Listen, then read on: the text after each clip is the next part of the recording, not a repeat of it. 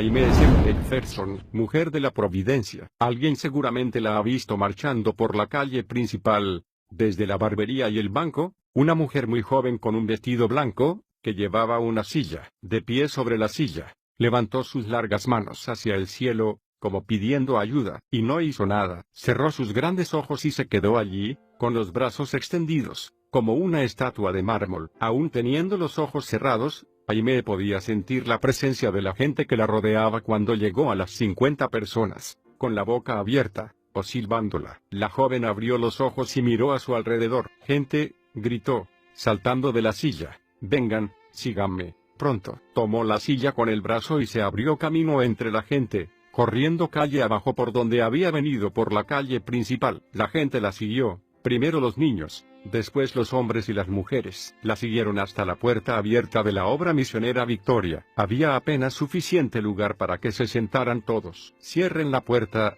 susurró Aimee al oído de Lugier. «Cierren la puerta con llave y déjenla cerrada hasta que yo termine». Aimee Semple McPherson ha sido descrita como una mujer nacida antes de su tiempo. En realidad, Aimee fue una pionera espiritual que preparó el camino para el resto de nosotros y debería ser considerada en gran parte responsable de la manera en que demostramos el cristianismo en la actualidad. Aimee desafió todas las probabilidades. La historia de su vida la muestra como una mujer dramática y llena de vida. No había nada débil en ella. Para ella, un desafío era un juego justo que debía ser aceptado y conquistado. Se subió a la ola de los medios masivos, y llegó a dirigir su curso. Si la publicidad parecía negativa, ella la exageraba aún más, sonriendo mientras lo hacía. Si todos le advertían que no hiciera algo, ella seguramente lo hacía, negándose a inclinarse ante el miedo. En realidad, no había nada que fuera demasiado extremo para ella. Fuera lo que fuese necesario para captar a la gente, Aimee lo hacía. Ella se sentaba con publicanos y prostitutas,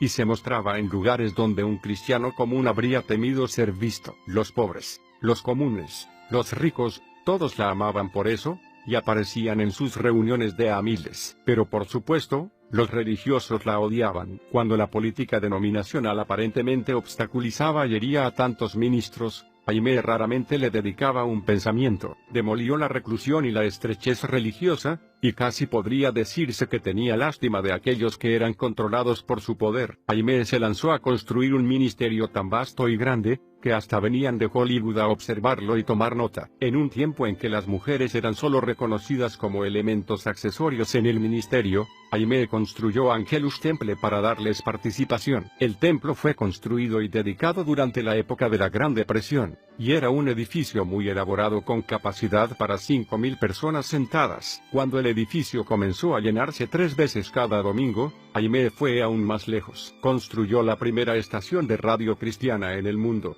y fundó una de las denominaciones de más rápido crecimiento en la actualidad. Aimee vivió durante el pico del movimiento pentecostal con todas sus reglas religiosas, cuando las mujeres en general no eran aceptadas en el ministerio, y para empeorar las cosas según el punto de vista de los ministros de su época, era divorciada. Nace una nueva generación. Su vida comenzó en medio de controversias y escándalos. Sus padres fueron James Morgan y Mildred Minnie Kennedy. Nació el 9 de octubre de 1890, cerca de Salford, en Ontario, Canadá. Aimee Elizabeth Kennedy fue la única hija de James y Mildred, y creció en una ciudad que hervía de chismes concernientes a las circunstancias en que ella había nacido. Su padre, de 50 años de edad, se había casado con su madre, Minnie, cuando ésta tenía solo 15. Antes de casarse, Minnie, que era huérfana, había sido una fiel obrera del Ejército de Salvación. Sintiendo el llamado al ministerio, Minnie evangelizaba día y noche en las ciudades de Ontario. Un día leyó en el periódico que la familia Kennedy necesitaba una enfermera permanente para cuidar de la señora de la casa,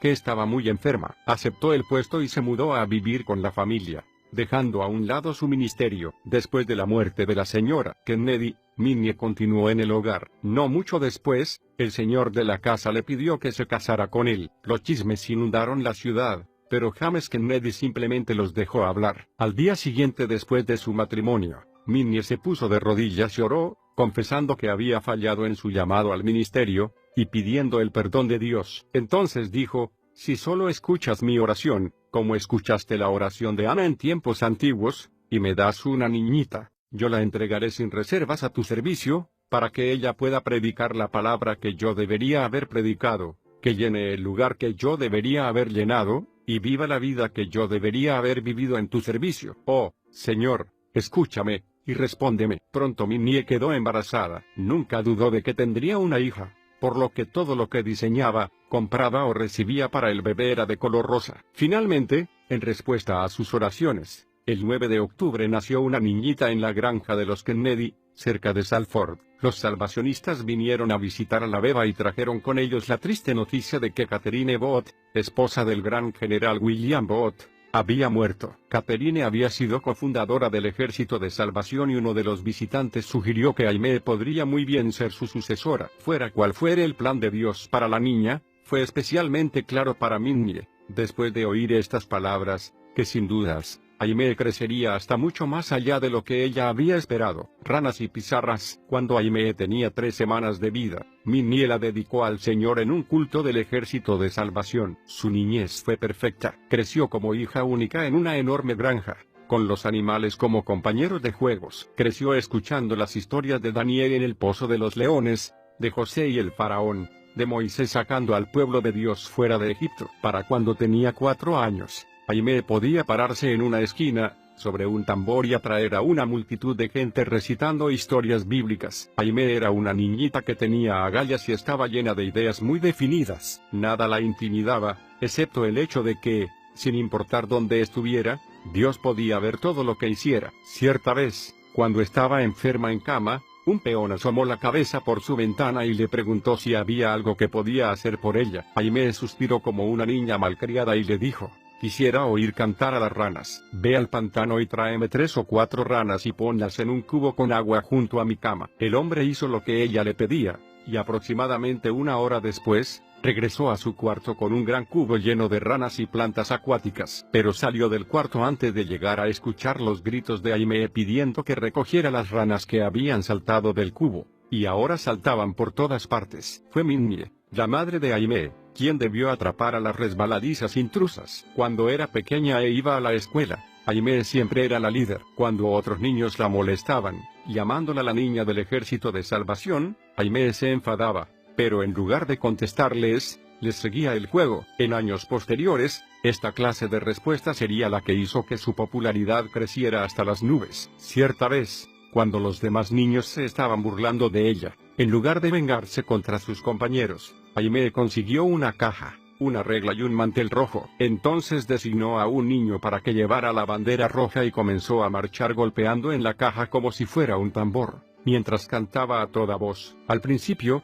los niños la siguieron solo para burlarse, pero luego comenzaron a disfrutarlo. Pronto las niñas también se unieron al divertido desfile. A partir de ese día, nadie volvió a burlarse de Aimee por ser del Ejército de Salvación. Su fe siempre incluía a las personas, nunca las repelía. Cuando Aimee era niña, le agradaba observar a su madre, que era la directora de la escuela dominical en las reuniones de los salvacionistas. Tan pronto como regresaba de la iglesia, Aimee juntaba unas sillas y las colocaba en círculo en su cuarto, e imitaba a su madre predicando a un grupo imaginario. En su fotografía escolar, Aimee, de 8 años de edad, sostiene la pizarra donde está escrito el número de grado, sentada en medio de los demás alumnos. Los niños a ambos lados de la maestra tienen expresiones de enojo. Este enojo se debe a que antes de tomar la fotografía, se produjo una discusión sobre quién sostendría la pizarra. Pero mientras ellos peleaban, Aimee saltó repentinamente en medio del grupo y tomó la pizarra. Cuando los demás trataron de quitársela,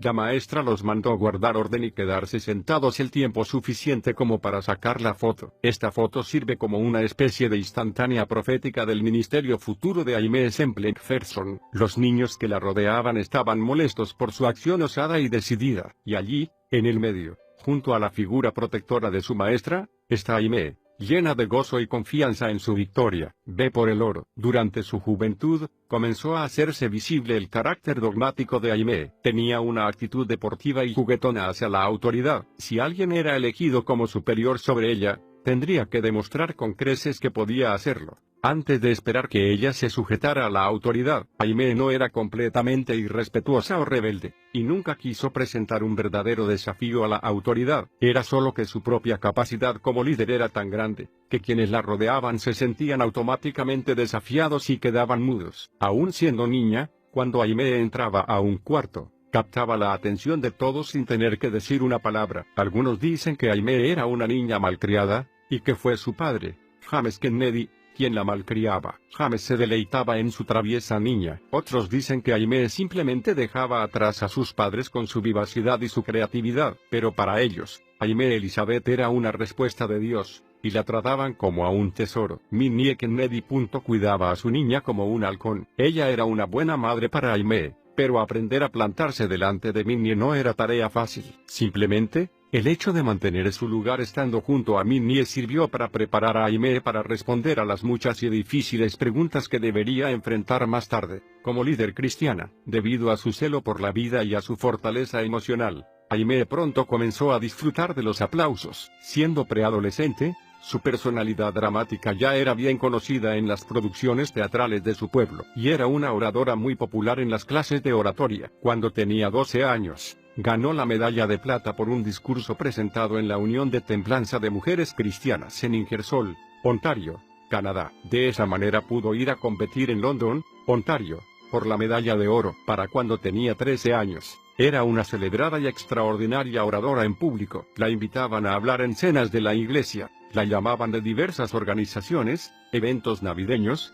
festivales y picnics. Las comunidades de Ingersoll y Salford pronto comprendieron que la gente vendría de muchos kilómetros de distancia a escuchar a esta niña que tenía un don tan especial. Darwin o Cristo. Pero la formación de Aimee en la iglesia metodista de Salford pronto le causaría confusión. Aunque los metodistas promovían los discursos y los entretenimientos dentro de su templo, condenaban absolutamente los cinematógrafos y las obras teatrales que se producían fuera de él. En realidad, a Minnie le habían enseñado que las películas eran la cosa más pecaminosa que se hubiera creado jamás. Así que Aimee creció dentro de una generación que creía en reglas religiosas muy estrictas. Las autoridades de la iglesia y otras le habían advertido que si alguna vez visitaba un cinematógrafo, terminaría en el infierno. A pesar de ello, cierta vez, cuando la invitaron a ver una película, ella aceptó, y al entrar, reconoció a varios miembros de su iglesia en el lugar. Una de ellas era una maestra de la escuela dominical. La hipocresía de toda esta situación la afectó profundamente. Cuando entró en la escuela secundaria, en 1905, la teoría de Darwin acababa de ser expuesta al público. De repente, todos los libros de texto estaban llenos de la teoría de Darwin, que sostenía que la vida en la Tierra había surgido a partir de una ameba, y que el hombre era primo del chimpancé. Aimee se sintió sacudida. Aunque aún no era una cristiana nacida de nuevo, había sido criada con la Biblia, y se sentía realmente insultada por las afirmaciones de Darwin. Así que fue a ver a su profesor de ciencias y le preguntó amablemente sobre el tema. En lo que a él concernía, la investigación biológica había superado las supersticiones antiguas. Pero Aimee arrinconó al pobre hombre a tal punto que finalmente este debió dar un paso al costado y darle toda una lista de libros de la biblioteca para estudiar. Aimee aceptó el reto. No solo leyó a todos esos autores seculares y sus teorías, sino que al finalizar, nadie sino ellos sabía más que Aimee sobre el tema de la teoría de Darwin. Esto se convertiría en un patrón de conducta en su vida. Aimee era diligente e invencible, pero a raíz de sus lecturas, Aimee llegó a la conclusión de que la teoría de Darwin debía de ser cierta. Después de todo, la iglesia ya no practicaba lo que la Biblia decía. Parecía que fuera solamente un lugar de reunión social para juegos y entretenimientos, y no había milagros como los que ella veía en la Biblia. Así que comenzó a debatir con los ministros que visitaban su iglesia y a cuestionar por qué predicaban, si en ese tiempo no había milagros. Al escuchar los cuestionamientos de Aimee, un ministro se aclaró la garganta y le explicó que los milagros habían pasado, describiéndolo como una cesación del carisma. Cuando Aimee lo desafió citándole otros pasajes de las Escrituras, el hombre le dijo que esos temas estaban mucho más allá de lo que ella podía comprender. Obviamente, él no conocía la determinación de Aimee. Otra noche, después de un culto vespertino, Aimee desafió a un predicador invitado de tal manera, que sus padres se sintieron avergonzados. Si la Biblia es cierta, ¿por qué nuestros vecinos pagan con sus impuestos para destrozar nuestra fe?,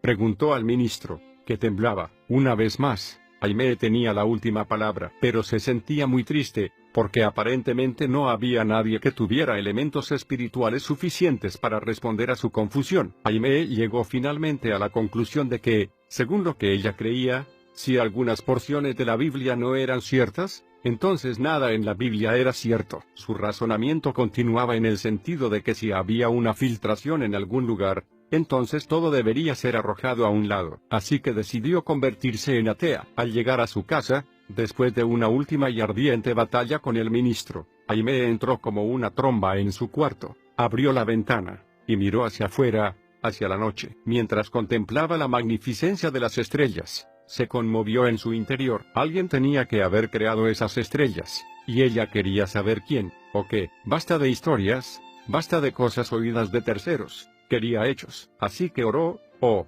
Dios, si es que hay un Dios, revélate a mí. 2 días después, Dios contestaría su clamor. Están aquí. Aimee era un estudio sobre la confiada determinación. A los 17 años, era una hermosa joven que parecía tener todo lo que deseaba. A diferencia de las demás jovencitas de la región, nunca hablaba de casarse ni de tener hijos. Era muy inteligente y su familia estaba en buena situación económica. Sus ropas eran hechas a medida y a la última moda, y sus padres la adoraban. También tenía la capacidad de hablar y capturar al público con solo 1 o 2 frases, y había ganado todas las competencias de oratoria a las que se había presentado. Iba a los salones de baile y los encontraba llenos de miembros de la iglesia. En realidad, la primera persona con la que bailó en un salón era un ministro presbiteriano. Pero más que nunca, Aimee necesitaba al Señor.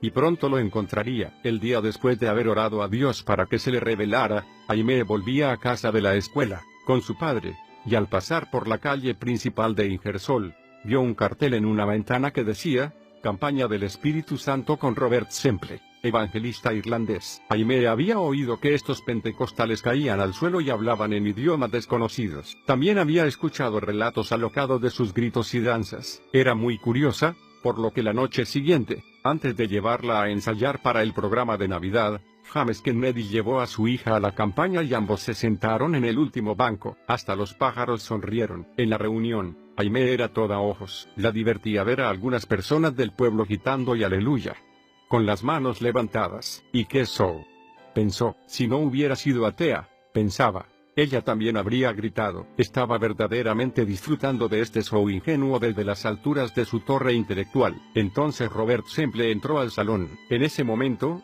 todo cambió para Aimee. Semple medía aproximadamente 1,85. Tenía ojos azules y un cabello castaño enrolado, y un maravilloso sentido del humor. Años más tarde, Aimee aún hablaría con afecto de la luz celestial que tenían sus ojos. Semple era un presbiteriano irlandés que había dejado su tierra natal para ir en barco a Nueva York. Después había viajado a Toronto, Canadá, y luego a Chicago, Illinois, por tierra. Fue en 1901 que la manifestación pentecostal de hablar en otras lenguas se extendió de Topeka, Kansas, a Chicago, y allí, en Chicago, Semple habló por primera vez en otras lenguas. Mientras trabajaba como empleado en la carpa de Marshall Field, Dios lo llamó al ministerio, y se convirtió en un exitoso evangelista que era conocido en todo el norte de los Estados Unidos y Canadá. Y ahora había llegado al pueblo natal de Aimee. Cuando Semple entró en el pequeño templo, para Aimee fue como si el mundo entero se detuviera. El reverendo Robert Semple subió al púlpito y abrió su Biblia en el 2º capítulo de Hechos. Luego repitió una sencilla orden: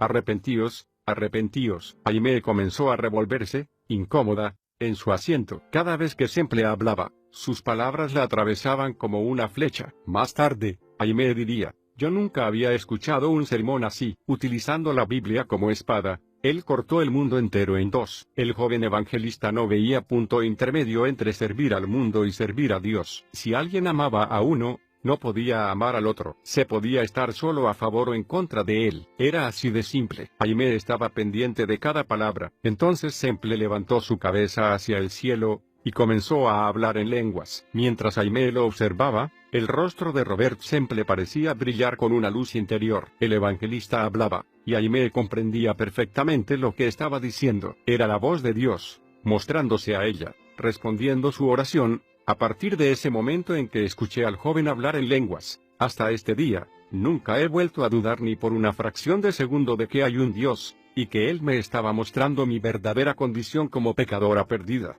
pobre, miserable, camino al infierno. 3 días después, Aimee detuvo su carro en medio de una calle solitaria, levantó sus manos hacia el cielo y clamó pidiendo a Dios misericordia. Entonces, repentinamente, según sus propias palabras, el cielo se llenó de luz. Los árboles, los campos, los pequeños pajaritos que volaban de un lado a otro alababan al Señor y me sonreían. Tan consciente fui de la sangre perdonadora de Jesús, que parecía que la sentía fluyendo sobre mí. Finalmente, Aimee había nacido de nuevo. Temblando por el poder, Aimee, que estaba buscando dirección para su vida, recibió una visión. Al cerrar los ojos, vio un río negro lleno que corría, caudaloso, y en el que caían millones de hombres, mujeres y niños que eran arrastrados sin remedio hacia una catarata. Entonces escuchó: conviértete en una ganadora de almas. Perpleja, pensando cómo sería posible que ella llegara a cumplir esa tarea, comenzó a buscar más profundamente al Señor.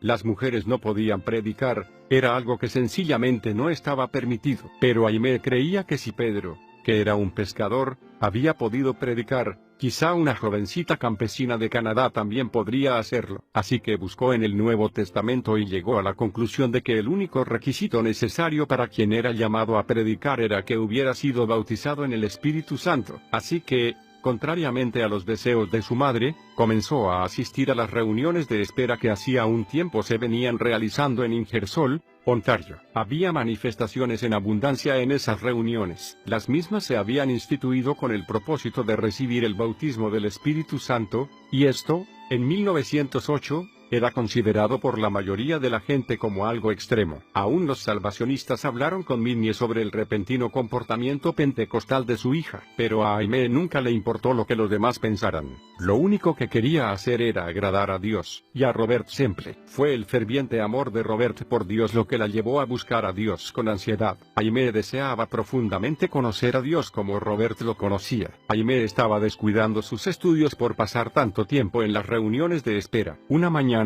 mientras iba a la escuela, pasó por la casa de la mujer que conducía las reuniones, y sintió que no podía ir a clase, y lo que ella quería era hablar en lenguas. En realidad, deseaba tanto hablar en lenguas, que se bajó del tren y fue hacia la casa de la mujer, y llamó a la puerta. Ahora perdía clases para demorarse en oración. Una vez que entró a la casa y pudo explicar el anhelo de su corazón, ella y la mujer comenzaron a buscar a Dios en oración. Aimee llegó a pedir a Dios que demorara las clases para que ella pudiera continuar allí esperando recibir, y cuando lo hizo, cayó una ventisca sobre Ingersoll. El viento helado no solo le impidió viajar a la escuela, sino que tampoco le permitió volver a su casa. Aimee estaba fascinada. Había nieve suficiente como para que ella debiera pasar allí el fin de semana entero esperando al Espíritu. La mañana del sábado, muy temprano, mientras todos dormían en la casa, Aimee se levantó para buscar a Dios. Al elevar su voz en adoración, las alabanzas surgieron de lo más profundo de su ser,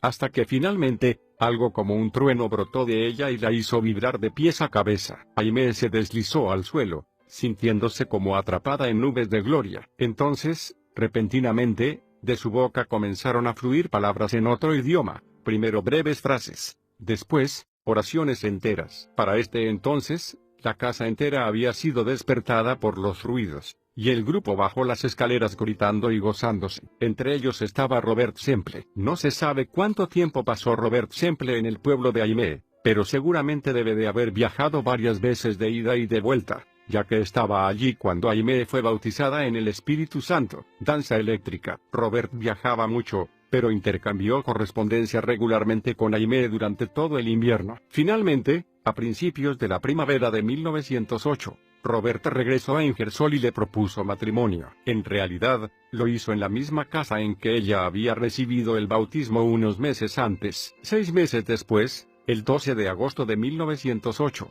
Aimee se casó con Robert Semple en la granja de su familia, cerca de Salford, Ontario. Aimee no terminó sus estudios secundarios por amor a Semple. En realidad, dejó todo para poder amar, honrar y obedecer a su esposo. Robert era todo lo que ella necesitaba para tener una vida satisfactoria y rica. Él fue mi seminario teológico, mi mentor espiritual, y mi tierno, paciente, constante amor, escribiría más tarde. Antes de casarse, Aimee y Roberta habían convencido a los padres de ella de que hablar en lenguas era bíblico, pero les resultó mucho más difícil convencer a Minnie de la voluntad de Dios con relación al llamado de la pareja a servir en China. En preparación para el viaje, Roberta trabajaba en una fábrica durante el día y predicaba por las noches. Pronto su ministerio los llevó a London, Ontario, donde ministraban en los hogares. Robert predicaba y Aimee tocaba el piano, cantaba y oraba con los convertidos. En unos pocos meses, 100 personas habían recibido el bautismo del Espíritu Santo, muchas más habían sido salvas y se habían producido muchas sanidades notables. En enero de 1909, los Semple fueron a Chicago, Illinois, donde Robert fue ordenado al pastorado por el pastor William Durham. Allí permanecieron durante varios meses viviendo en un vecindario italiano, donde fueron muy felices. Más tarde, ese mismo año, los Semple viajaron a Findlay, Ohio, con el pastor Durham, para trabajar en otra obra misionera. Allí Aimee tuvo su primera experiencia con la sanidad divina. Sucedió cuando ella se rompió el tobillo al caer de unas escaleras. El médico que le puso el yeso le dijo que nunca volvería a tener pleno uso de 4 de los ligamentos, y le aconsejó que no apoyara el pie al menos por un mes. Pero Aimee continuaba yendo a las reuniones de oración, cojeando, aunque la más leve vibración contra el suelo le producía terribles dolores. Finalmente, mientras estaba en una reunión, el dolor se hizo tan intenso que debió regresar a su cuarto. Mientras estaba sentada mirando los dedos de sus pies,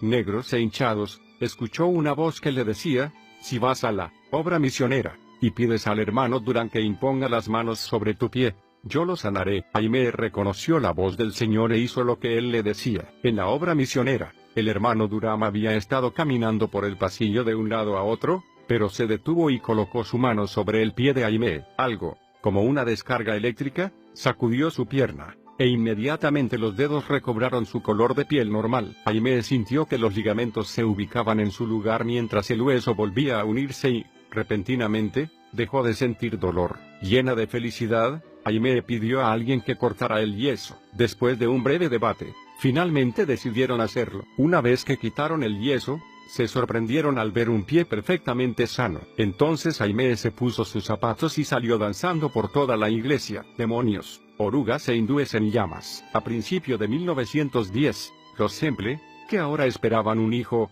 partieron hacia China. La pareja visitó a los padres de Robert en Irlanda, y luego se detuvo en Londres, donde él predicó en varias reuniones. Mientras Robert estaba en una de esas reuniones, un millonario cristiano pidió a Aimee que predicara en el Victoria and Albert Hall. Aimee tenía solo 19 años de edad y jamás había predicado públicamente antes, pero no quería dejar pasar una oportunidad para servir a Dios, así que, nerviosamente, aceptó. Aimee, parada ante el púlpito frente a la gente que llenaba el salón, abrió su Biblia en Joel 1:4 y comenzó a enseñar proféticamente sobre la restauración de la iglesia a través de los tiempos. En realidad, estaba tan atrapada por el momento, que al terminar solo podía recordar la tremenda unción que había inspirado el mensaje. No podía recordar lo que había dicho, pero sí veía los aplausos y los ojos húmedos de muchos que habían escuchado su mensaje. En junio de 1910, los Semple llegaron a Hong Kong, pero Aimee no estaba preparada para lo que vio. La dieta china de orugas, insectos y ratas la asqueaba, y su departamento era tan ruidoso que casi no podían descansar. Finalmente, discernieron que en el apartamento había algunos espíritus demoníacos que producían parte de los ruidos que escuchaban día y noche. Un día, los hindúes quemaron a un hombre vivo justo fuera de la ventana de su cocina. Esto, junto con todo lo demás, hacía que Aimee viviera al borde de la histeria la mayor parte del tiempo. Había llegado a odiar la obra, y pronto, debido a las malas condiciones en que vivían, ella y Robert contrajeron malaria. El estado de Robert era peor que el suyo, y el 17 de agosto, solo 2 meses después de llegar, Robert Semple había muerto. Aimee quedaba sola para defenderse en un lugar extraño. Su dolor era insoportable, y estaba esperando un hijo de Robert. Un mes después de la muerte de su esposo, el 17 de septiembre de 1910, Aimee dio a luz una pequeña niña que pesó solo 2 kilogramos. La llamó Roberta Starr, pero la muerte de Robert había llenado de dolor la vida de Aimee. No había palabras para describir la pena que sentía. En la cama del hospital, agobiada por el horror de tener que seguir adelante sola. Algunas veces Aimee se volvía hacia las paredes del hospital y gritaba con todas sus fuerzas. La madre de Aimee, Minnie, Finalmente le envió el dinero para que pudiera regresar a casa. Mientras la desolada viuda misionera atravesaba el Pacífico camino a su hogar, la diminuta beba que sostenía en sus brazos era lo único que le daba alguna esperanza. Hogar, dulce hogar. Ya de regreso en su hogar, Aimee lloró la pérdida de su esposo Robert durante más de un año, pero también continuó buscando la voluntad de Dios para su vida. Fue a Nueva York y luego a Chicago, deseando ministrar en las iglesias que Robert había dejado. Cuando la salud de su hija se deterioró, Aimee regresó al hogar de su niñez, pero su dolor no le permitía estar quieta por mucho tiempo, y finalmente volvió a Nueva York. Mientras estaba allí, conoció a Harold Jefferson, quien pronto se convertiría en su segundo esposo. Jefferson era de Rhode Island, y se lo conocía como un hombre sólido,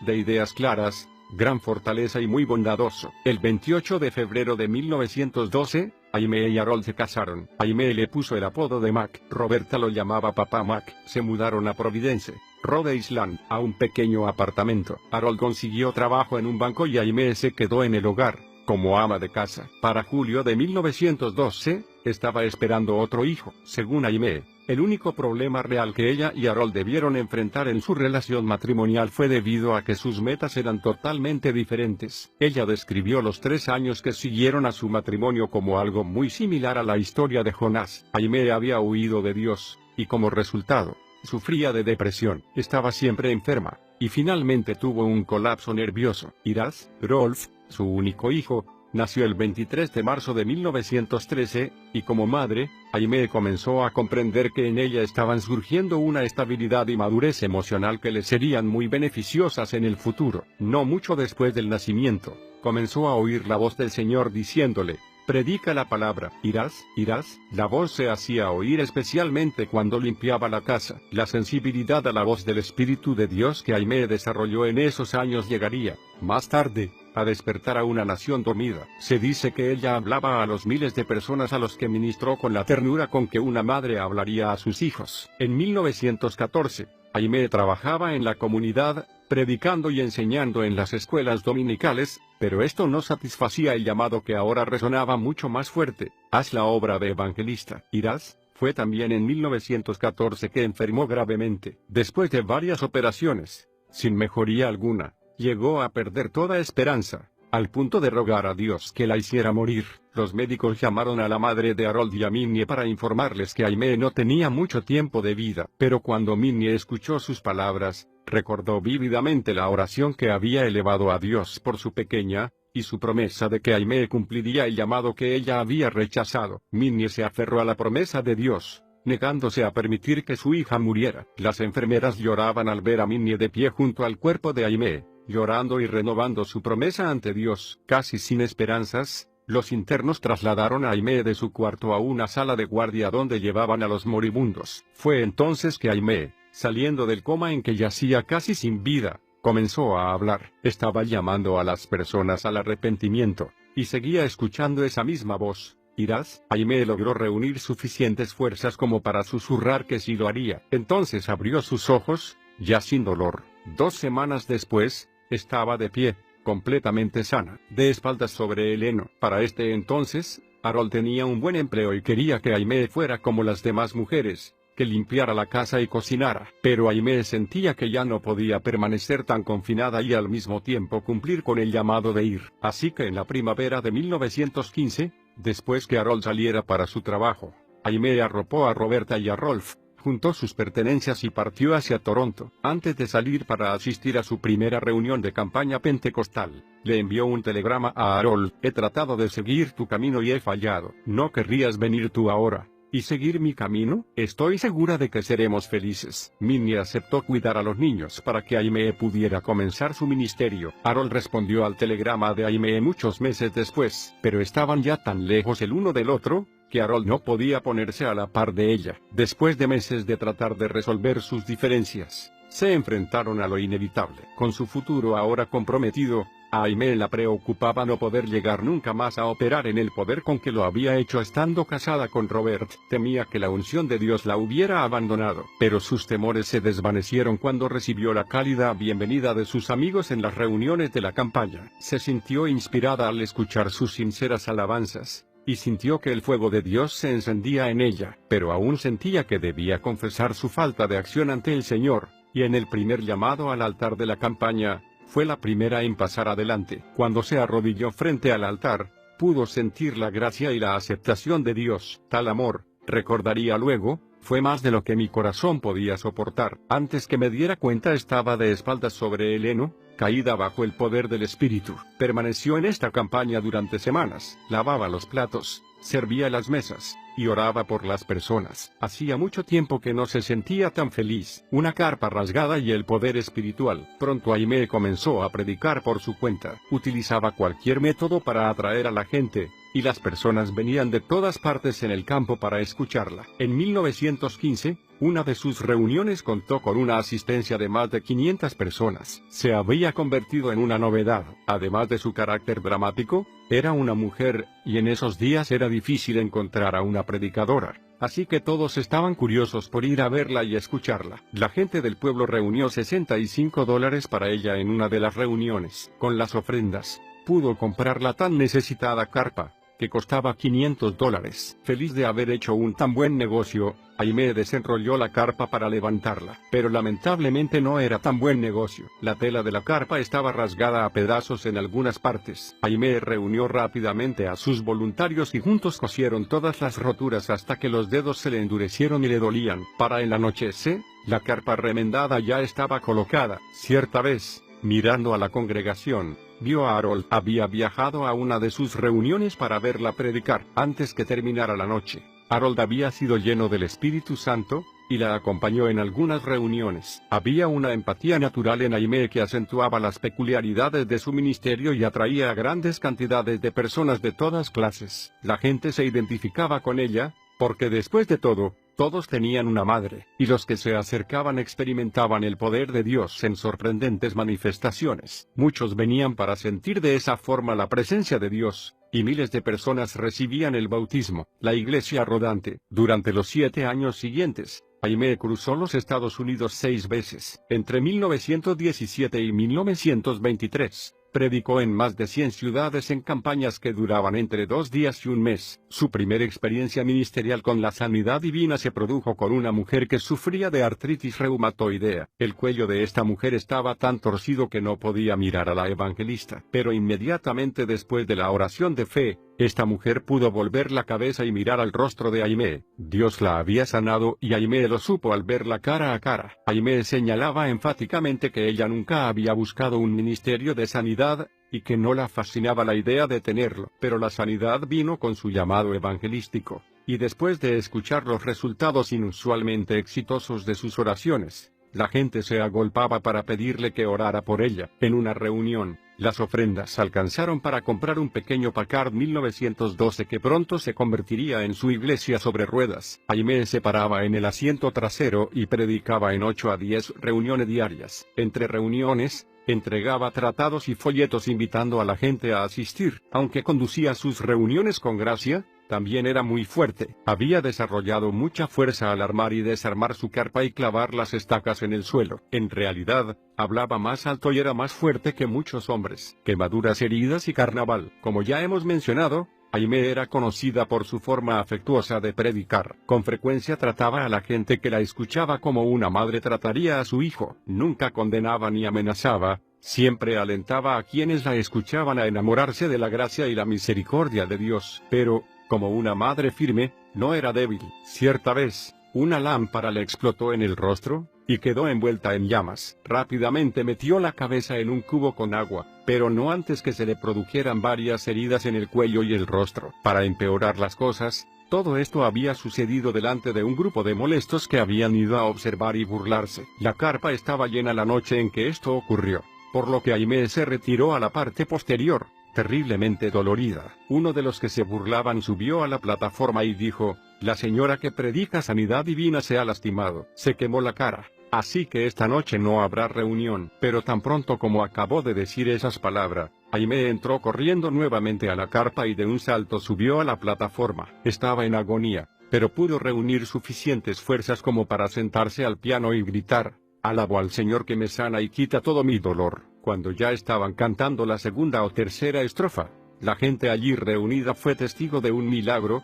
El rostro de Aimee pasó de ser rojo como una langosta a recobrar el color de la piel normal. Aimee aprovechaba cualquier oportunidad para reunir gente, así que mientras se encontraba en una ciudad en el tiempo de carnaval durante el desfile, pensó que sus esfuerzos no tendrían gran resultado si no preparaba un plan bien hecho. Entonces observó que los que desfilaban tenían grandes estandartes con lemas relativos a los diferentes estados y comercios locales. Así que transformó su Packard 1912 en una iglesia flotante. Sus colaboradores la ayudaron a cubrir la parte superior de manera que pareciera ser una colina con una carpa en la cima, y luego lo decoraron con hojas de palmera verde y musgo. A los lados, pintaron esta leyenda: Jesús viene pronto y yo voy a la campaña pentecostal. ¿Y tú? En el interior, Aimee tocaba su pequeño órgano, mientras Harold manejaba el Packard hasta unirse al desfile, sin que los policías lo notaran. A los que observaban el desfile les encantó la ocurrencia, e hicieron sentir su aprobación con fuertes risas y gritos de aliento. Y esa noche,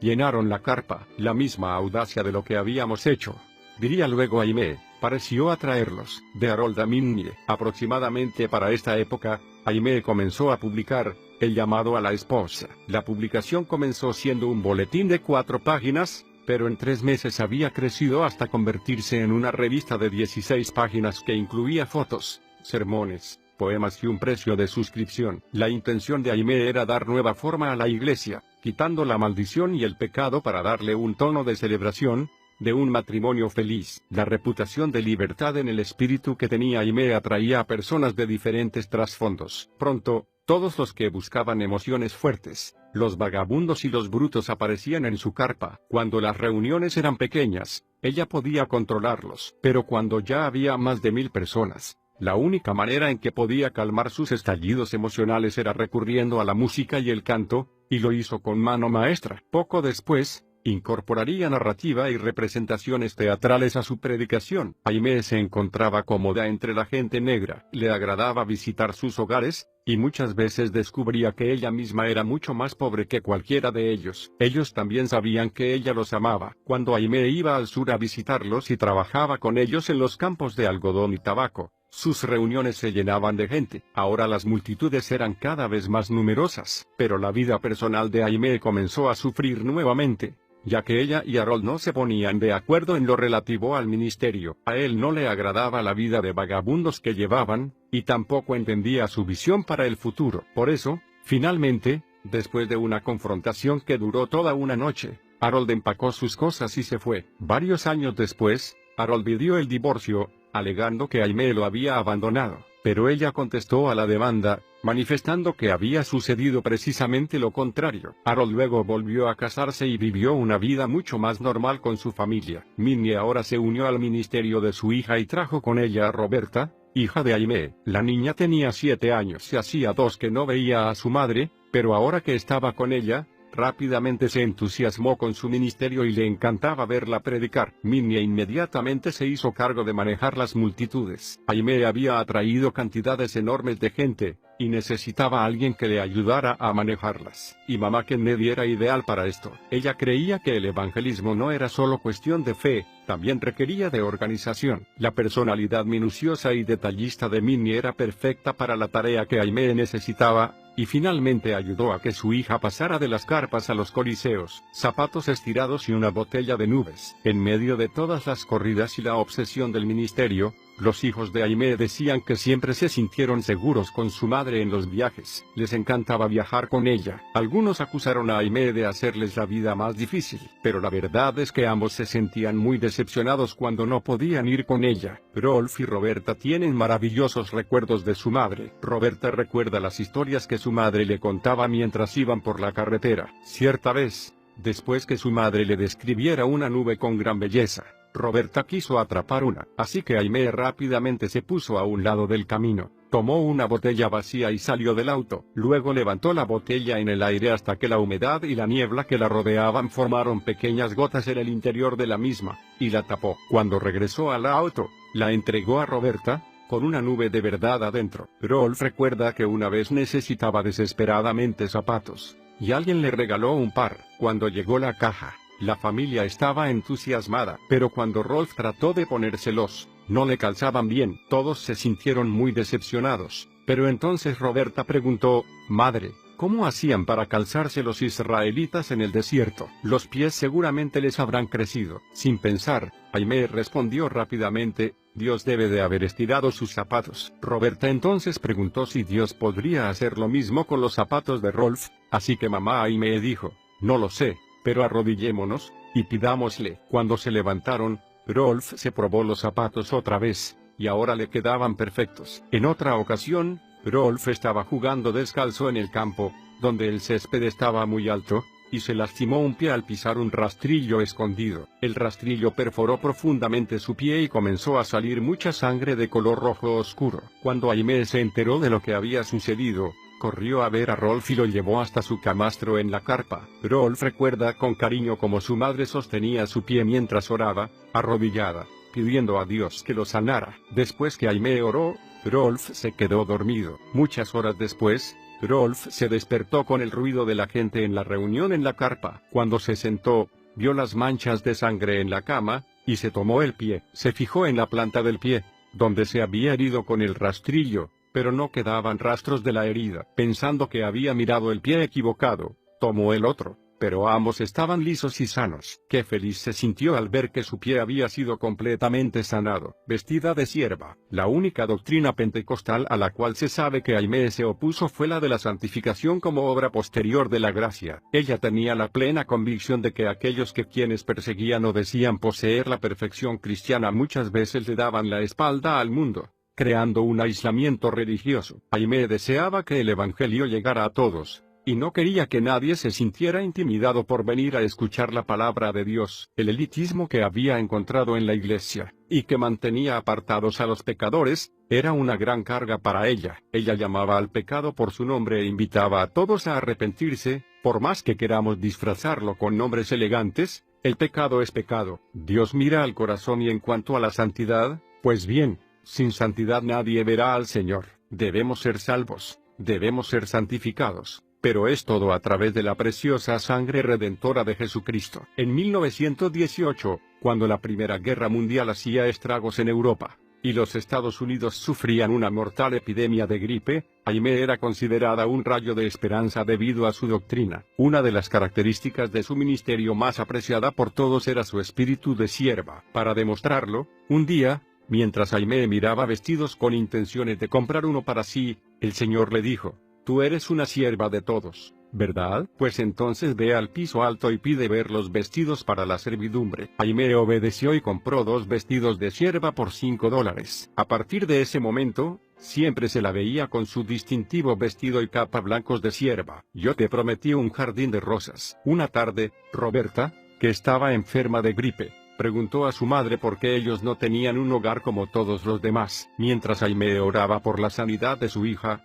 Dios le habló y proclamó que él no solo levantaría a su hija, sino que también les daría un hogar en el soleado sur de California. Hasta le dio una visión de su futuro hogar, un bungalow con un jardín de rosas. Cuando Roberta se recuperó, la familia se trasladó a California. Roberta diría más tarde que en ese momento no tenía idea de qué gran milagro era esa casa, porque cuando mamá nos decía que algo sucedería, era como tener dinero en el banco. El viaje no fue cosa fácil. Los mapas de rutas eran escasos, las ciudades estaban muy apartadas, y las condiciones de las rutas eran cuestionables. Pero nada de esto detuvo a Aimee. Camino a la costa oeste, llegó a Indianápolis justo cuando habían levantado la cuarentena por la gripe. Allí se encontró con María Woodworth-Etter. Conocer a esta mujer que la había inspirado tanto, y escucharla predicar fue la emoción más grande de su vida. Cuando Aimee finalmente llegó a Los Ángeles, a fines de 1918, su fama la había precedido. Para este entonces,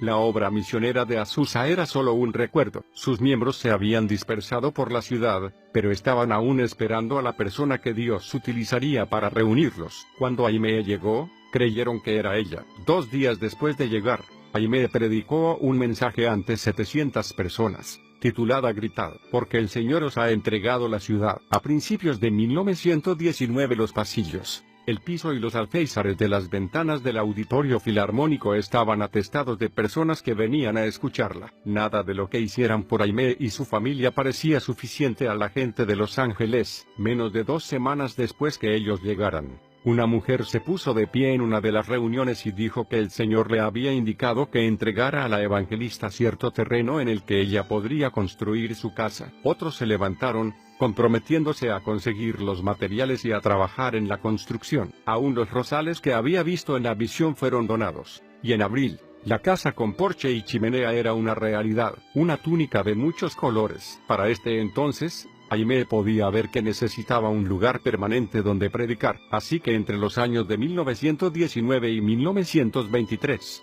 recorrió 9 veces los Estados Unidos, predicando y reuniendo fondos para construir el Angelus Temple. Donde quiera que iba, la gente la amaba. El tono de la predicación de Aimee podía pasar del que uno usaría para hablar a un bebé, como muchas veces le agradaba hacer para deleitar a las personas mayores, hasta el comportamiento solemne y la voz grave de una dinámica profetisa ganadora de almas. Dios la había dotado para acomodarse a muchas situaciones diferentes con su manera de hablar. La prensa descubrió a Aimee en 1919, comenzando así lo que en sus últimos años se convertiría una de las más celebradas relaciones de amor/odio con los medios. Aimee los amaba, pero ellos nunca estaban seguros de lo que les haría. No estaban acostumbrados a que nadie se aprovechara de sus métodos. Cuando trataban de tenderle trampas con preguntas como, Aimee, ¿es pecado usar medias de seda? Ella contestaba cosas como, bueno, eso depende enteramente de cuánto se muestre de ellas, mientras cruzaba delicadamente sus piernas. Esta clase de cobertura periodística se prestaba a hacer de ella un fenómeno nacional. En Baltimore, Maryland, el primer auditorio en que Aimee predicó tenía capacidad para 3.000 personas, pero muchas quedaban afuera por falta de espacio, así que alquiló otro auditorio con capacidad para 16.000. Allí fue que Aimee sorprendió a la gente de Baltimore señalando el comportamiento demoníaco de una adoradora excesivamente demostrativa. Hasta entonces, habría sido considerado falto de ética confrontar a alguien que estaba en estado de éxtasis en Dios. Pero Aimee reprendió a la mujer y pidió a una integrante del coro que la llevara a un cuarto contiguo. Después de observar en oración a la mujer, Aimee desafió la ética de los líderes de esa época y llamó a la iglesia a comportarse con madurez espiritual. La mujer resultó ser una maníaca que había estado en una institución mental, pero era la clase de persona a la que muchos santos habrían permitido pasearse por la plataforma, temerosos de apagar el espíritu.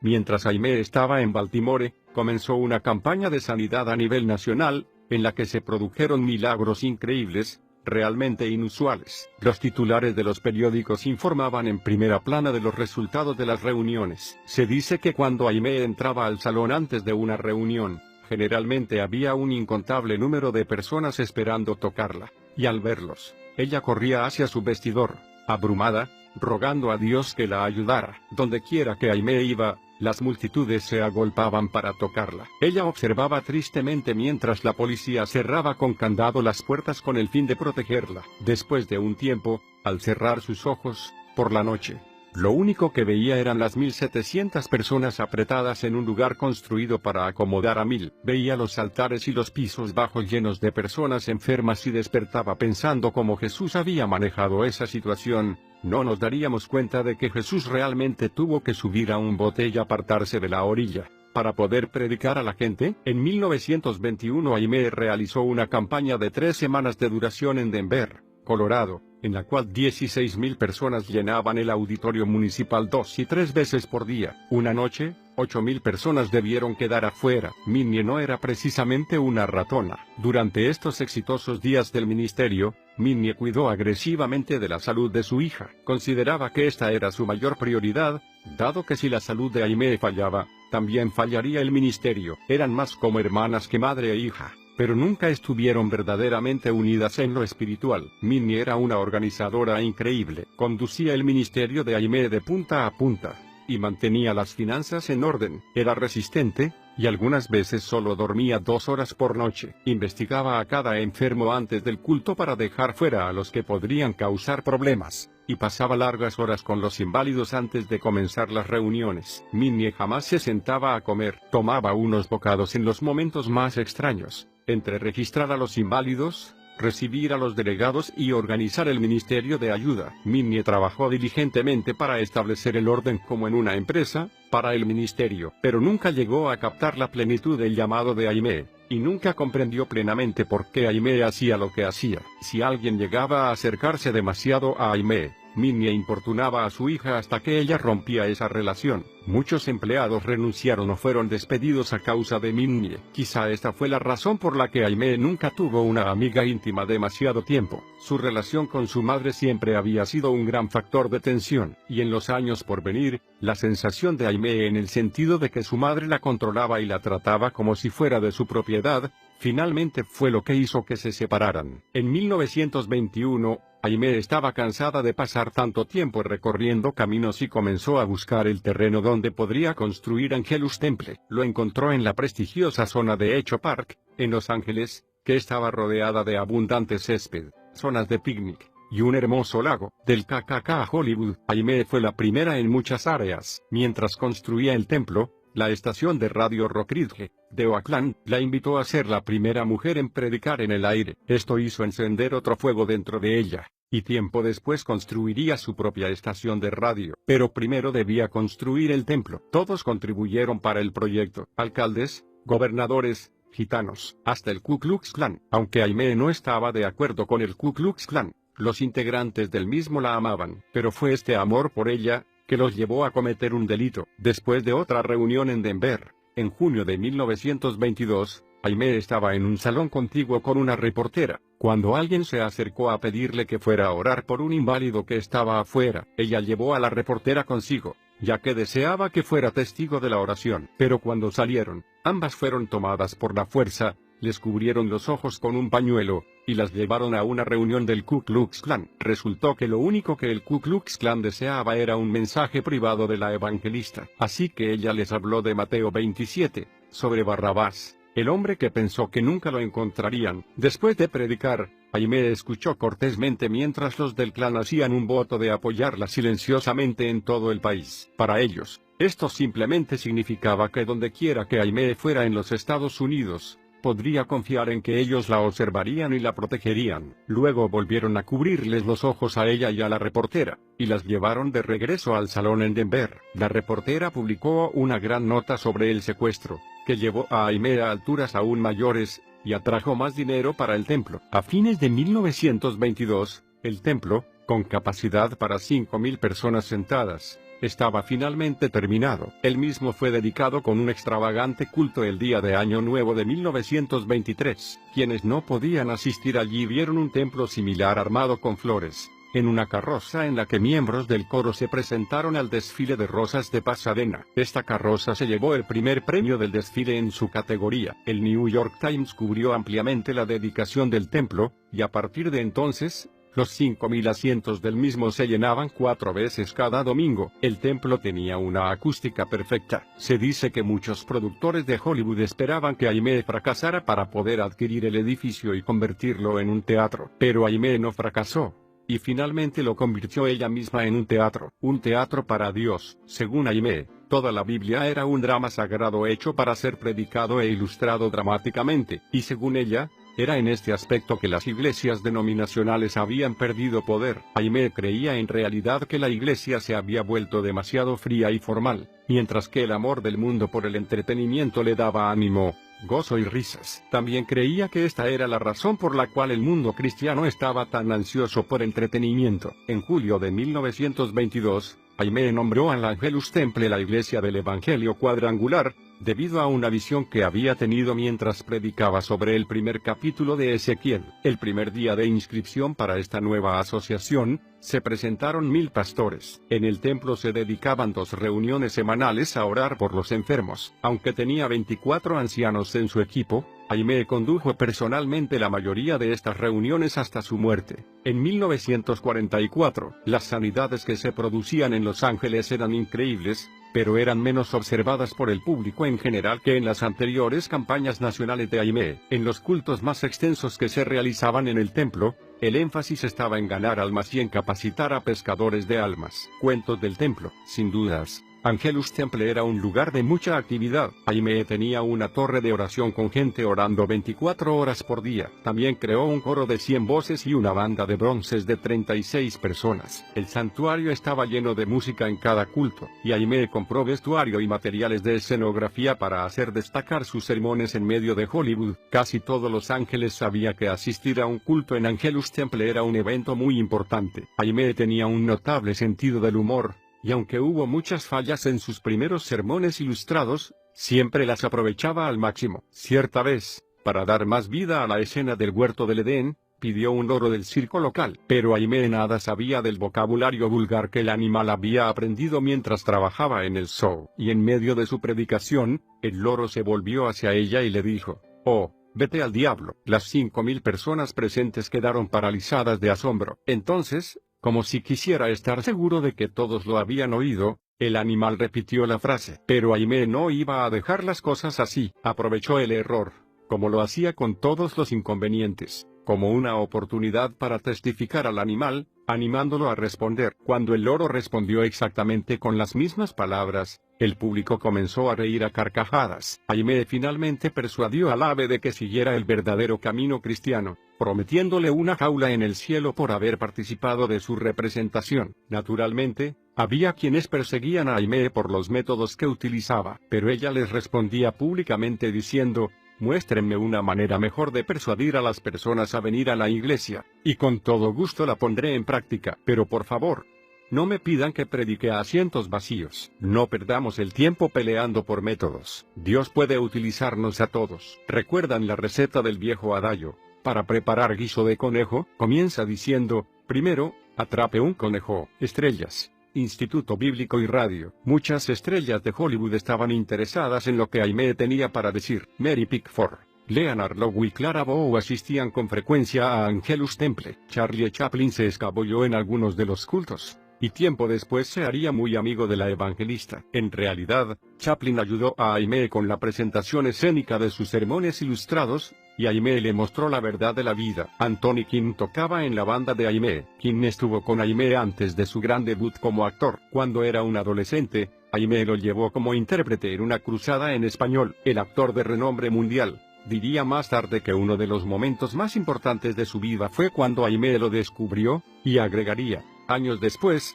cuando veía a las grandes actrices en acción, las comparaba con ella. Ingrid Bergman, Katharine Hepburn, Greta Garbo, todas ellas no llegaron a producir ese primer choque de electricidad que Aimee Semple McPherson me produjo. En febrero de 1923, Aimee abrió su escuela de ministerio que finalmente se conocería como el Instituto Bíblico Faro del Evangelismo Cuadrangular Internacional. Aimee era una ávida instructora. En el instituto, la hermana, como todos la llamaban en el movimiento, servía como profesora y revelaba abiertamente sus puntos fuertes y sus debilidades a los alumnos. Sus autores cristianos preferidos eran Wesley, Poot, y un líder de avivamientos en Canadá, llamado Albert Benjamin Simpson. Aimee muchas veces citaba a estos hombres y enseñaba basándose en sus obras. Algunas veces probaba a los alumnos, saliendo antes de la clase y pidiéndoles que se quedaran orando. Entonces se escondía en un pasillo y cuando los alumnos salían, ella observaba quiénes salían sin prestar atención a nada, y quiénes eran lo suficientemente atentos para fijarse y levantar un papel del suelo. Después, los que prestaban atención recibían sus elogios, ya que Aimee pensaba que la atención a los detalles producía ministros sensibles y valiosos. En febrero de 1924, Aimee abrió la radio KFSG, con la primera licencia radiofónica jamás otorgada a una mujer. También fue esta la primera estación de radio cristiana que existió. ¿Ha muerto Aimee? En 1926, Aimee necesitaba unas buenas vacaciones, así que viajó a Europa y a la Tierra Santa, pero acabó predicando la mayor parte del tiempo. A su regreso, se produjo el mayor escándalo y la más fuerte controversia de todo su ministerio. El 18 de mayo, mientras disfrutaba de una tarde en la playa con su secretaria, hizo unas notas finales para un sermón que predicaría esa noche. Luego pidió a su secretaria que llevara las notas al templo. Cuando ésta regresó, Aimee no estaba. Pensando que había ido a nadar, la secretaria la buscó en el agua, hasta que, sin encontrarla, finalmente avisó a las autoridades. Durante los siguientes 32 días, la desaparición de Aimee fue la noticia más comentada del mundo. Las playas de Los Ángeles fueron registradas minuciosamente, y también el mar, pero no encontraron nada. Mientras tanto, en Angelus Temple se recibió una carta pidiendo un rescate de $25,000. Minnie lo arrojó a la basura, junto con el resto de la correspondencia disparatada que en esos días recibían en abundancia. Entonces llegó otra carta, de otro lugar, pidiendo $500,000. Y la prensa se volvió loca. Todos decían haber visto a Aimee en algún lugar. Cierta vez, 16 personas dijeron haberla visto en lugares diferentes del país, todo en un mismo día, secuestrada. Finalmente, el 20 de junio se realizó un culto en memoria de Aimee en Angelus Temple. 3 días después del culto, entró caminando a Douglas, Arizona, desde el desierto de Agua Prieta, México. Cuando le preguntaron dónde había estado, contó al mundo que aquel día, en la playa, después que su secretaria se fue, un hombre y una mujer se le acercaron para que orara por su hijo, que estaba agonizando. Dijo que la mujer estaba llorando, y que el hombre le había traído una capa para cubrir su traje de baño, esperando que ella consintiera. Ella accedió y los siguió hasta su auto. Aimee explicó que había hecho algo similar muchas veces antes en su ministerio, y nunca había prestado demasiada atención. Pero cuando los tres se acercaron al auto, Aimee notó que estaba en marcha. Había un hombre al volante, y la joven que decía ser la madre del niño entró al auto antes que ella. El padre le dijo que entrara al auto, mientras la empujaba con rudeza. Lo siguiente que Aimee supo fue que alguien le echaba la cabeza atrás, y la mujer le cubría el rostro con un paño empapado en cloroformo. Cuando Aimee despertó, encontró que la habían llevado a una choza y una mujer y 2 hombres la vigilaban. Luego relataría que estas personas la amenazaron, le cortaron un mechón de cabello, y quemaron sus dedos con un cigarro. También dijo que la llevaron a otro lugar, que los 2 hombres habían salido, y que ella pudo escapar cuando la mujer salió a hacer compras. La mujer había atado a Aimee con sábanas antes de salir, pero Aimee pudo cortarlas con el borde de una lata. Una vez que logró librarse, salió por una ventana y caminó durante horas por el desierto hasta llegar a una cabaña en Douglas, Arizona. Cuando finalmente la policía aceptó darle ayuda, una vez que probó su supuesta identidad, Aimee llamó a Minnie en Los Ángeles, pero ni siquiera Minnie le creyó hasta que Aimee le reveló un secreto que solo ella podría haber conocido sobre su vida personal. ¿Qué cree usted? Después de pasar una noche en el hospital, Aimee fue recibida por 50,000 personas en Angelus Temple, pero su odisea solo había comenzado. Aimee había acusado y descrito a sus captores, pero estos nunca fueron hallados. Y cuando la policía la acompañó en un esfuerzo por recrear el camino que ella siguió en el desierto, no había choza alguna que correspondiera con su descripción. Entonces, el fiscal de Los Ángeles, Asa Keyes, acusó a Aimee de mentir, e hizo grandes esfuerzos por desacreditarla. Algunos decían haberla visto en un bungalow de Carmel con su productor de radio. Kenneth Ormiston y Keyes convocó varios testigos intentando confirmar el hecho. En lo que a los secuestradores se respecta, es cierto que Aimee tenía muchos enemigos en el mundo subterráneo. Los gángsters tenían una gran red de prostitución, tráfico de drogas, prestamistas y ventas ilegales en la zona de Los Ángeles, y Aimee había ganado a varios de sus elementos clave para el señor. También es cierto que Aimee permitía con frecuencia que los recién convertidos relataran el testimonio de su salvación. Pero cuando estos ex integrantes del submundo daban sus testimonios, con frecuencia no solo decían cómo habían sido salvos, sino que también exponían públicamente las obras delictivas de sus ex compañeros, muchas veces mencionándolos por nombre. Aimee jamás modificó su versión de cómo había sido el secuestro. En realidad, la suya fue la única versión que nunca cambió. Los reporteros, los detectives y los fiscales cambiaban sus versiones una y otra vez. Aún los testigos convocados en contra de Aimee cambiaron su testimonio. Y cuando lo hicieron, los cargos contra ella de corrupción de la moral pública, obstrucción de la justicia, y conspiración para forjar evidencias finalmente fueron retirados. Un aspecto secundario, pero interesante de este escándalo es, por ejemplo, que el fiscal de distrito Keyes finalmente fue sentenciado a prisión en San Quentin, y el abogado de Aimee fue hallado muerto tiempo más tarde. Los hechos sugerían, según muchas personas, que realmente la mafia estuvo involucrada en lo sucedido. Le rompió la nariz a Minnie. Después de su regreso al ministerio, Aimee se colocó las vestiduras de una verdadera evangelista apostólica. Se aparecía en los clubes nocturnos, salones de baile, salones de billares y peleas de box para anunciar sus reuniones durante los intermedios. A los managers les gustaba la publicidad, y el público amaba a Aimee. Aimee no tenía miedo de los pecadores del mundo y ahora buscaba aún con mayor fervor llevar a Jesús a donde estas personas estaban. Le parecía gracioso que tantos cristianos pusieran límites en cuanto a dónde debería predicarse el evangelio, y dónde no. Pero a fines de 1926,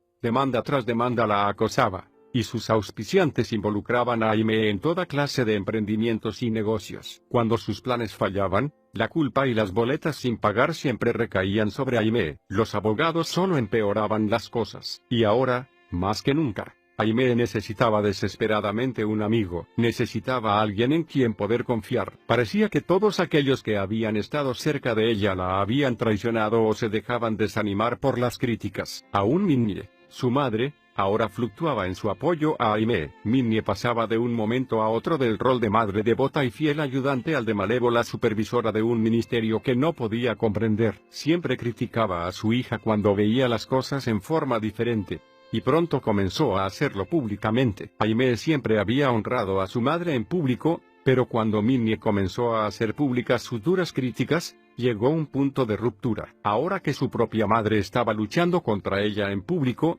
Aimee se sintió completamente traicionada, y la iglesia comenzó a dividirse. Los que servían bajo la autoridad de Minnie luchaban por decidir a quién ser leales, mientras que la junta de ancianos apoyaba a Aimee. Cuando la lucha terminó, los ancianos ayudaron a preparar el plan permanente de retiro de Minnie. Milagrosamente, en medio de todo esto, Aimee compuso su primera ópera, en 1931, y la llamó Adorada al Rey. A continuación hizo una nueva visita a Tierra Santa, pero vacilaba en regresar a su hogar, debido a las dificultades crecientes que tenía con su madre, y sus aprensiones eran ciertas, porque cuando finalmente regresó, ella y Minnie se dijeron todo lo que tenían que decirse. Era sabido que cuando Minnie se enfurecía con Aimee, sus palabras eran crueles y malignas. Pero después de esta ronda final de sus famosos desacuerdos, la prensa se enteró de que Minnie había acabado con la nariz lastimada y cubierta con vendas. Los titulares que acompañaban a su fotografía, colocada en primera plana,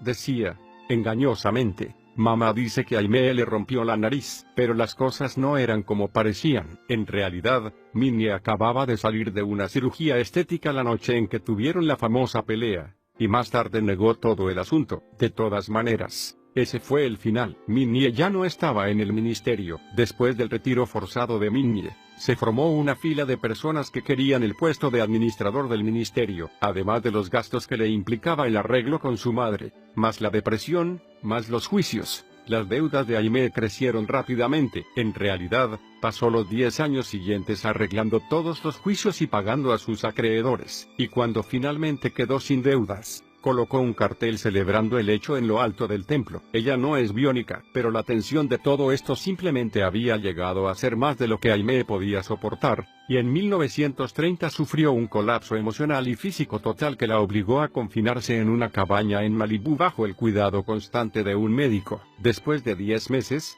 regresó a Angelus Temple, y hasta cierto punto, se recuperó, pero nunca recobró la energía y el vigor que antes tuviera. Su médico explicaba el problema diciendo simplemente que Aimee no lograba tener el descanso que necesitaba. Para cuando llegó 1931, Aimee se sentía muy sola. El precio de la fama era demasiado alto, no tenía amigos íntimos, y deseaba desesperadamente compañía. Rolf se casó con una alumna del Instituto Bíblico a mediados de ese año, y su madre se sintió profundamente feliz. Después, el 13 de septiembre de 1931, Aimee se casó con su tercer esposo, David Hutton. Se dice que debido a su soledad y su desesperada necesidad de amor y protección, Aimee imaginó toda clases de virtudes en este hombre, que él sencillamente no tenía. No mucho después de casarse, Hutton fue demandado por otra mujer a la que había prometido matrimonio. El juicio duró un año y la corte falló en contra de Hutton, pero Aimee continuó con su llamado en todo el país. En Nueva Inglaterra miles de personas fueron a escucharla y convirtieron a sus reuniones en un tremendo éxito, debido a su estado de salud.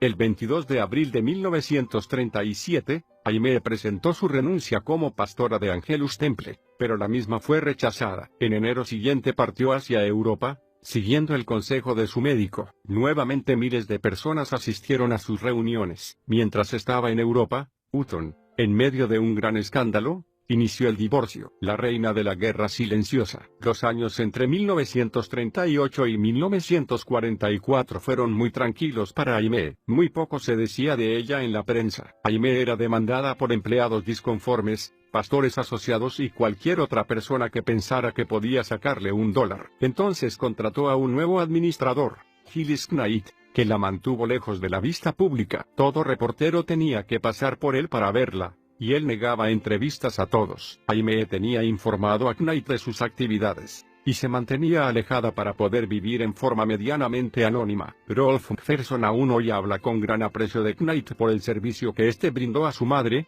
y que trajo tanta paz a su casa. Gran parte de los esfuerzos de Aimee durante estos años se dedicaron a pastorear, capacitar futuros ministros, establecer cientos de iglesias, y enviar misioneros por todo el mundo. Pero en 1942, también dirigió una banda de bronces y una guardia uniformada en el centro de Los Ángeles, para vender bonos de guerra. Vendió $150,000 en bonos en una hora, por lo que el Tesoro de los Estados Unidos le entregó un reconocimiento especial por su actuación patriótica. También organizó reuniones de oración los viernes por la noche, en Angelus Temple, durante toda la Segunda Guerra Mundial, con lo cual se ganó el aprecio expresado del presidente Roosevelt y del gobernador de California. La Grande descansa. Para 1944, la salud de Aimee estaba muy debilitada, y sufría de enfermedades tropicales que había contraído durante sus viajes misioneros. En febrero de ese año, Aimee nombró a Rolf nuevo vicepresidente del ministerio. Este había probado ser fiel y sirvió bien a su madre durante muchos años. En realidad, él fue la única persona que permaneció a su lado tanto en los buenos como en los malos tiempos. En septiembre de 1944, Rolf voló a Oakland con su madre para dedicar una nueva iglesia. La ciudad estaba en medio de un apagón debido a la guerra, así que Aimee y Rolf pasaron parte de la noche juntos en el cuarto de ella, charlando sobre asuntos ministeriales y de familia. Las grandes multitudes y la obra del ministerio siempre hacían que Aimee se sintiera bien, por lo que se la veía muy animada. Unas horas después, Rolf se despidió con un beso de las buenas noches y fue hacia su cuarto. Aimee siempre había sufrido de insomnio. Estaba tomando sedantes recetados por su médico, y obviamente había tomado un par esa noche, para poder dormir. Probablemente no sabía cuántas pastillas necesitaría, pero sí sabía que debía descansar para poder estar en condiciones de predicar al día siguiente, así que decidió tomar unas pastillas más. Según los médicos, debe de haber sido casi al amanecer cuando Aimee sintió que algo andaba mal, pero en lugar de llamar a Rolf, llamó a su médico en Los Ángeles. Él estaba haciendo una operación, por lo que no pudo contestarle. Ella entonces llamó a otro médico, que la derivó al Dr. Palmer, en Oakland, California. Pero antes de poder hacer esta tercera llamada, Aimee cayó en la inconsciencia. A las 10 de la mañana, Rolf intentó despertar a su madre y la encontró en su cama, respirando con gran dificultad. Al no lograr revivirla, llamó pidiendo la ayuda de un médico, pero era demasiado tarde. El 27 de septiembre de 1944, Aimee Semple McPherson fue a descansar con el Señor. Tenía 53 años. El cuerpo de Aimee estuvo 3 días y 3 noches en Angelus Temple. 60,000 personas desfilaron ante su ataúd para presentarle sus respetos. La plataforma en que se apoyaba el ataúd abierto, el foso de la orquesta y los pasillos del templo estaban llenos de flores. 5 autos llenos de flores debieron quedar afuera. El 9 de octubre de 1944, fecha del cumpleaños de Aimee, una caravana de 600 automóviles se dirigió hacia el cementerio privado Forest Lawn, donde esta generala de las primeras filas del ejército cristiano fue sepultada. En el cementerio entraron 2,000 personas, más 1,700 ministros de la iglesia cuadrangular que Aimee había ordenado. La historia completa de Aimee Semple McPherson jamás podría ser contada en un solo capítulo. Como en el caso de otros grandes generales de Dios, solo el cielo revelará todo lo que ella hizo. Pero para estas páginas, digamos que, en toda su vida, Aimee compuso 175 canciones e himnos, varias óperas y 13 dramas oratorios. También predicó miles de sermones y más de 8,000 ministros se graduaron en su instituto bíblico. Se estima que durante la Gran Depresión, aproximadamente 1,5 millones de personas recibieron ayuda de su ministerio. Y hoy, la denominación cuadrangular continúa extendiendo las verdades de la palabra de Dios como le fueron reveladas a la hermana McPherson, en su declaración de fe del Evangelio cuadrangular original. Las 4 esquinas son: